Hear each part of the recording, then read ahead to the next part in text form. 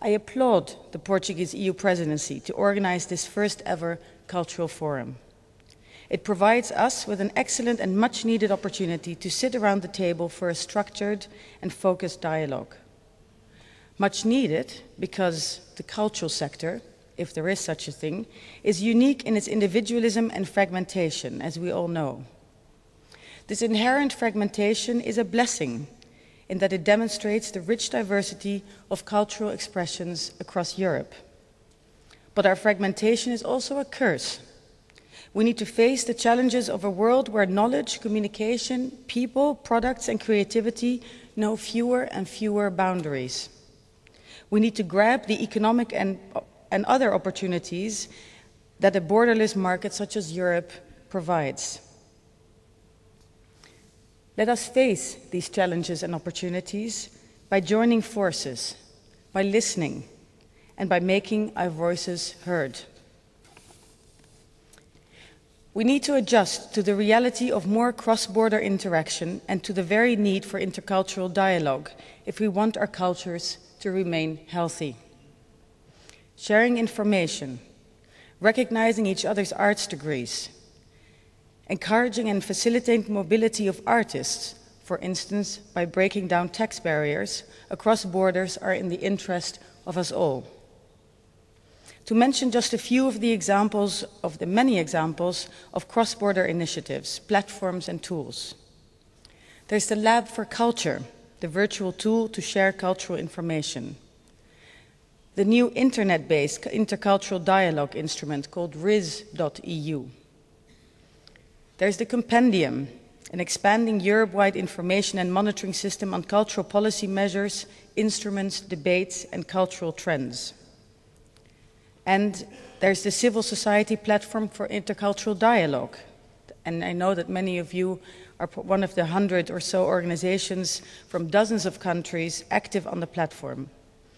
It functions as a marketplace to share effective intercultural dialogue practices and engage with the political process under the European Year of Intercultural Dialogue 2008 and hopefully beyond.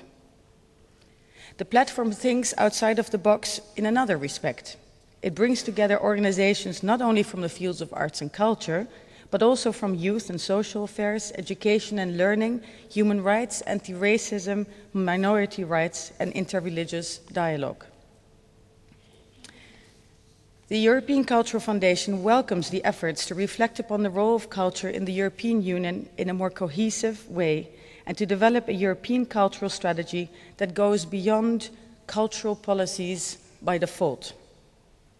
The ECF supports the communication of the European Commission as an important first step towards offering new ways of achieving progress and new tools of joining forces while appreciating subsidiarity. So, there's no shortage of ideas, initiatives and good practices that mobilize the cultural players across Europe and aim to work together more closely.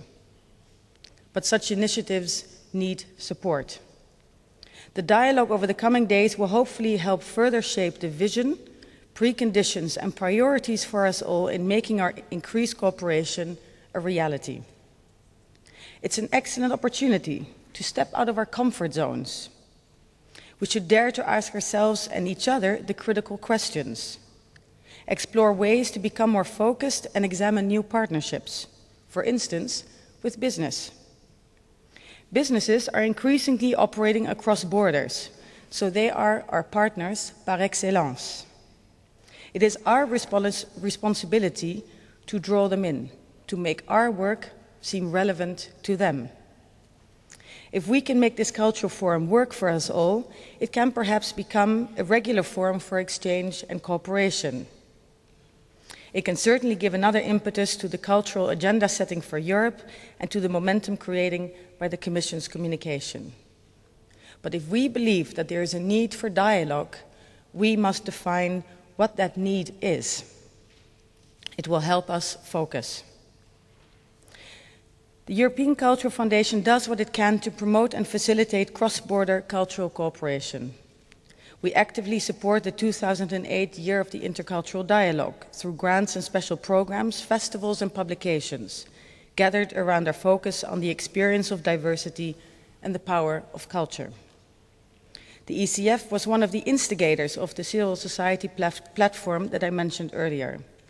And we've mobilized resources from partner foundations and the Dutch charitable lotteries for artistic flagship projects and virtual tools for sharing, such as the one that I mentioned, Lab for Culture and RIS.eu.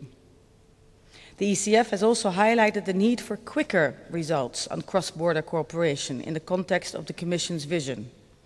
And we're delighted with the recent approval in the Cultural Committee of the European Parliament of a pilot project aimed at stimulating artistic mobility of young talents across Europe. And we're now actively searching to complement such an EU pilot by private means. I hope I'll be able to share some results during the EU presidency of Slovenia.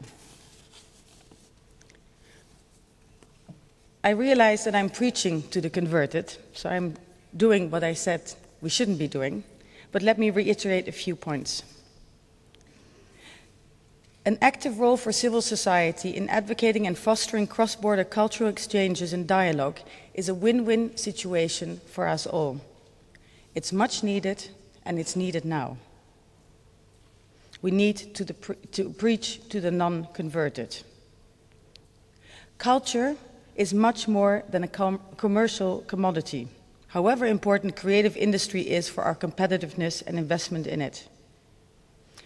Culture is much more than an instrument for more effective foreign policy or for social change and inclusion of minorities, however useful culture is for mutual understanding. Culture is unlike anything else. We are culture, and culture is us. It is the heart of our societies. And art and artists should not need to justify themselves. They need freedom and support, as art is the most complex and at the same time moving embodiment of our human inspirations. When culture is lost, so is the future. I strongly believe that we can only preserve that culture if we join forces to advocate, constantly refresh, and invest in the rich diversity of our cultures. Putting into practice a cultural agenda for Europe is the responsibility of us all. Together with you, the ECF is ready to face the challenge. Thank you very much.